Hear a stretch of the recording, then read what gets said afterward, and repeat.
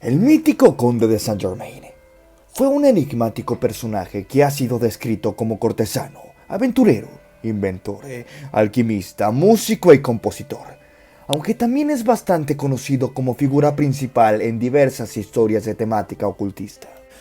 No se sabe a ciencia cierta cuándo y dónde nació, aunque algunos dicen que nació el 26 de mayo de 1696 en un castillo de los Montes Cárpatos, situado en el este de Europa. Su muerte aparentemente se anunció oficialmente el 27 de febrero de 1784 en Silesia, Prusia. Inalcanzable viajero desde muy temprana edad, se cuenta que desde niño se le introdujo al movimiento francmasone y que tras pasar largas temporadas en la India y en Persia, apareció en la corte francesa como un fabricante y diseñador de joyas, momento en el que empezó a construir su leyenda. El conde de Saint-Germain, cuya obra más grande fue el Libro de Oro de Saint-Germain, fue un hombre muy educado, elegante y noble. Hablaba a la perfección francés, inglés, italiano, chino, árabe y sánscrito. También tenía vastos conocimientos sobre política, artes, ciencia, poesía, medicina, química, música y pintura. Y al desenvolverse en altos medios sociales, fue conocido en varias épocas y en distintos lugares. Y lo más extraño es que parecía tener siempre la misma edad. Según se cuenta, fue uno de los principales incentivadores del movimiento de los Rosacruces. Incluso hay quienes afirman que él fue el propio Christian Rosacruz, el fundador de esta orden. Se ha llegado a asegurar también que fue el filósofo y científico inglés Francis Bacon, y también se le liga a otros muchos personajes bastante importantes en la historia. Las primeras menciones históricas sobre Saint-Germain se remontan al siglo XVII, cuando se convirtió en un personaje habitual en los ambientes más selectos de toda Viena. El conde, que entonces debía contar con supuestamente unos 30 años, vestía austeramente, pero siempre llevaba con él una cuantiosa cantidad de diamantes, que los utilizaba en lugar de dinero. Durante su estancia en la capital de Austria, parece que Saint-Germain fue capaz de sanar contra todo pronóstico al mariscal francés Belleisle, que había sido gravemente herido en Alemania. En agradecimiento, el militar se lo llevó a París, donde puso a su disposición un laboratorio muy bien equipado. Fue precisamente en esta ciudad donde empezó a gestarse el mito de conde de Saint-Germain. En el libro Las crónicas de Lloyd de Boeuf se narra una anécdota en la que éste afirma ante una anciana condesa haberla conocido cuando era joven, lo que daba a entender que el conde tenía más de 100 años cuando solo aparentaba unos 40. Y la historia te la contaré a continuación. Fue en París cuando una anciana condesa oyó que un tal conde de Saint-Germain había llegado para una velada en la mansión de Madame de Pompadour, que era amante del rey Luis XV de Francia.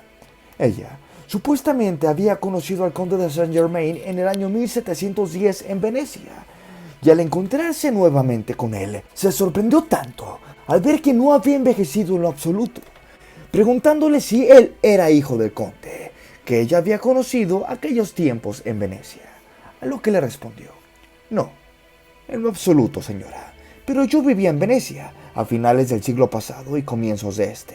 He tenido el honor de haberla conocido bella y hermosa. Ante lo que escuchaba, la anciana condesa perpleja le contestó: perdóneme, pero eso es imposible. El conde de Saint-Germain que conocí en aquellos días tenía por lo menos 45 años y es la misma edad que usted aparenta.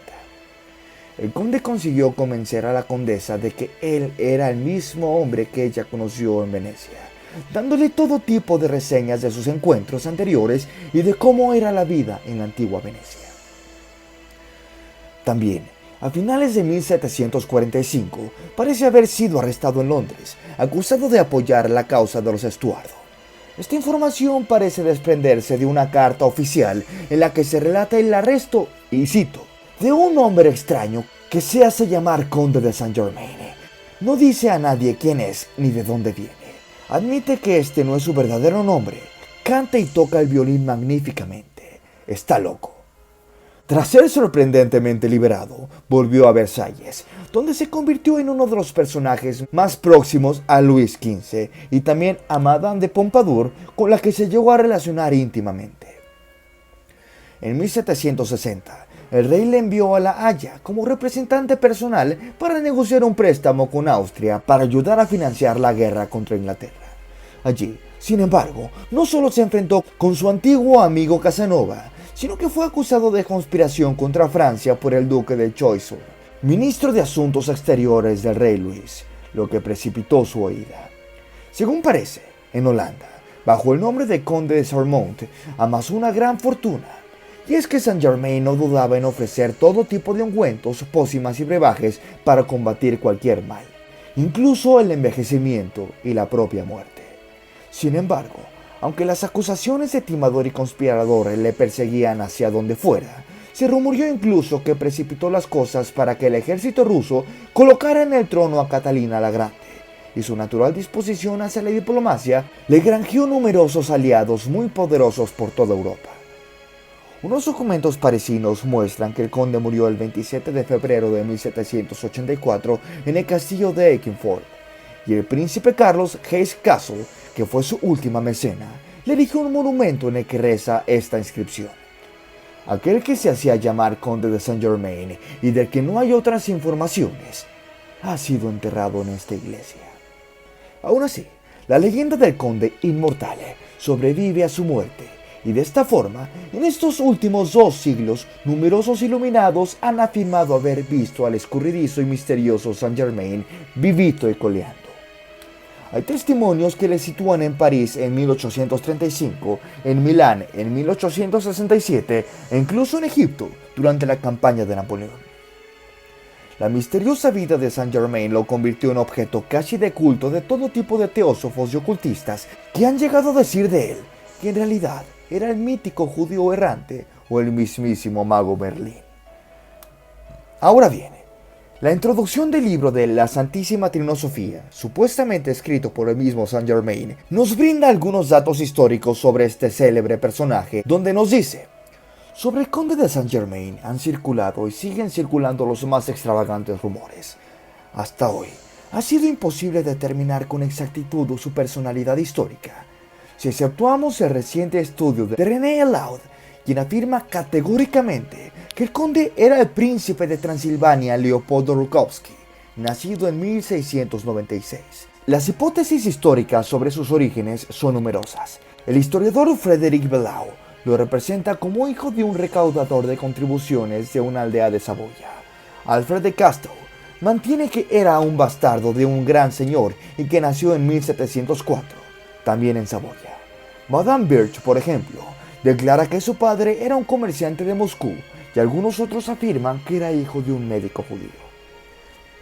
Uno de sus más recientes biógrafos, Maurice Heim, concluye de la siguiente manera: hace más de siglo y medio que se investiga el problema de los orígenes del conde, y es necesario reconocer que hasta hoy nadie ha logrado salir del terreno de las hipótesis. Pero lo que sí es seguro es que este personaje tenía un origen muy bien encubierto. Recientemente, según su última aparición fue en 1972, cuando un hombre llamado Richard Camfray apareció en televisión después de que la rumorología dijera que él era el conde de Saint-Germain. Para demostrarlo, enfrente de todas las cámaras, convirtió el plomo en oro con una simple estufa de acampar ante la televisión de todo el país. Más tarde, en 1985, este hombre acabó suicidándose. Para concluir, podemos decir que su vasto conocimiento parecía no tener límites. Era un sabio de todas y cada una de las disciplinas de su época: medicina, arte, poesía, química, música, entre muchas otras materias. La sombra de este hombre fue un constante hilo conductor en una Europa que empezaba a despertar al mundo en su modernidad. Un personaje que pareció habitar tras cada telón y en cada decisivo acontecimiento. ¿Casualidad o mito? Quizás. Nunca lo sabremos. ¿Qué opinan, amigos y amigas? ¿Creen que este enigmático hombre en verdad haya alcanzado la piedra filosofal y con ella la vida y la juventud eterna? Déjenme en la caja de comentarios su opinión, que nos interesaría mucho conocerla. Aquí es su amigo Pepponstein reportándose. Un saludo.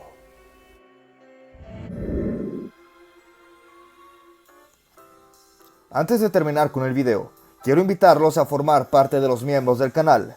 Tendrán muchos beneficios como obtener insignias especiales, ver contenido exclusivo o mirar contenido antes que sea público, así como pedirme directamente algún tema de qué hablar, al igual que pedirme alguna canción para tocar, entre muchos beneficios más.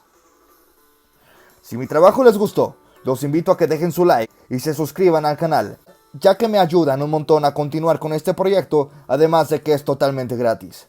Larga vida a todos ustedes, amigos, y recuerden, ¡Let's rock!